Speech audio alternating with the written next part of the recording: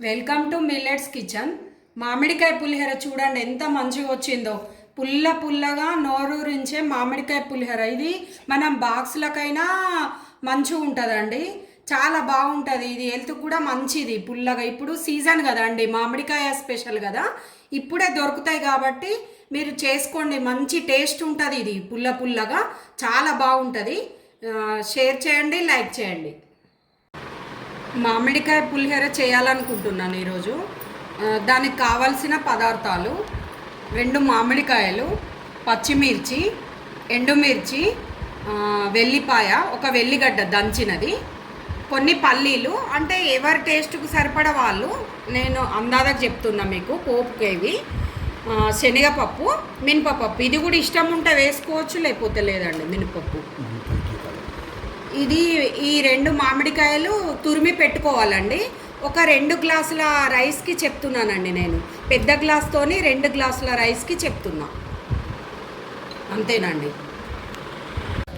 మామిడికాయ పులిహోర పోపు కొరకి stove on చేసి ఒక చిన్న మూకుడు పెట్టానండి. అందులో ఆయిల్ వేసాను.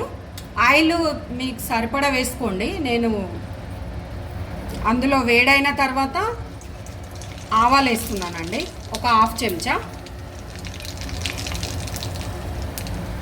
ఒక 1/2 చెంచా జీలకర్ర,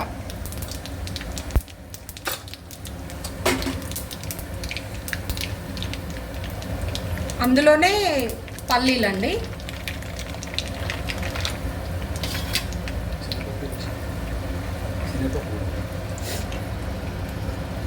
అందులోనే శనగపప్పు వేస్తున్నానండి. పల్లీలు, శనగపప్పు, మినపపప్పు, ఇవి 3 మంచిగా వేగనివ్వాలండి. కొంచెం కలర్ రావాలి, కొంచెం కలర్ రావాలండి.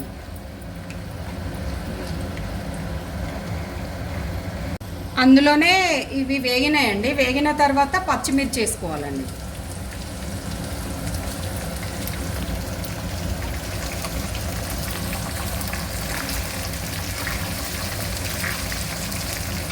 అందులోనే దంచిన వెల్లిపాయ అండి.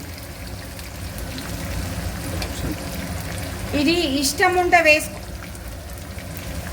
ఉంటే వేసుకోవచ్చు, లేకపోతే లేదండి. ఎల్లిపాయ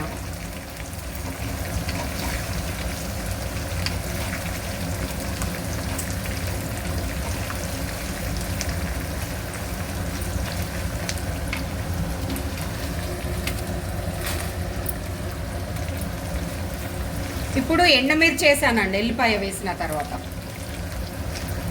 కొంచెం గోలాలండి ఇవి మంచిగా. ఎండుమిర్చి,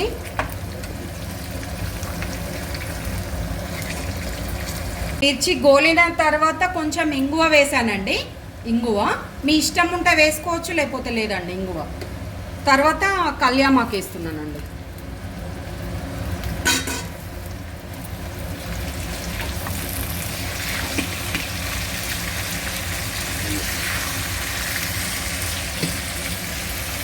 తర్వాత ఇది గీకి పెట్టుకున్న మామిడికాయ గుజ్జు, ఇగో చూడండి.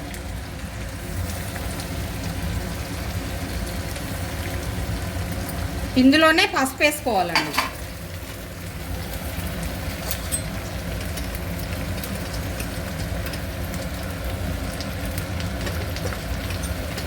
ఒక చెంచాడు పసుపు, అంతేనండి. ఇవి ఫ్రై కావాలి మంచిగా. ఇంకో 7-8 నిమిషాల తర్వాత ఇక ఇంత మంచిగా అయింది. ఫ్రై కావాలి, అంతే, ఏం లేదండి. మామిడికాయ మనం వేసినవన్నీ ఫ్రై కావాలి. ఇప్పుడు అన్నము ఫస్ట్ మనము పొడి పొడిగా అన్నం వండి పెట్టుకోవాలండి.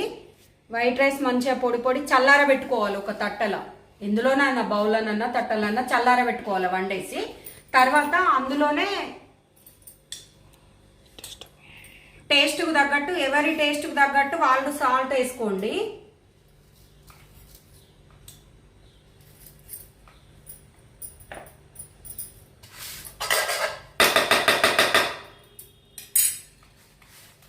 మంచిగా కలుపుకోవాలండి. మనం ఇప్పుడు చల్లార పెట్టుకున్న పోపు ఉంది కదండి, అదంతా ఇందులో వేసి ఇట్లా మంచిగా కలపాలండి, కలిసేటట్టు. పోపు ఒక 5 మినిట్స్ చల్లారితే సరిపోతుందండి. రైస్ అంతా మంచిగా చల్లారిన అన్నంలోనే వేసుకోవాలి మనం, ఎందుకంటే అన్నం చల్లారకపోతే ముద్దలు అవుతుందండి. ఇప్పుడు చల్లారితే ఇట్లా పొడి పొడి వస్తుంది మంచిగా రైస్ అంతే చూడండి, ఇట్లా మంచిగా పొడి పొడి వస్తుంది. ఇప్పుడు మంచిగా కలుపుకోవాలి.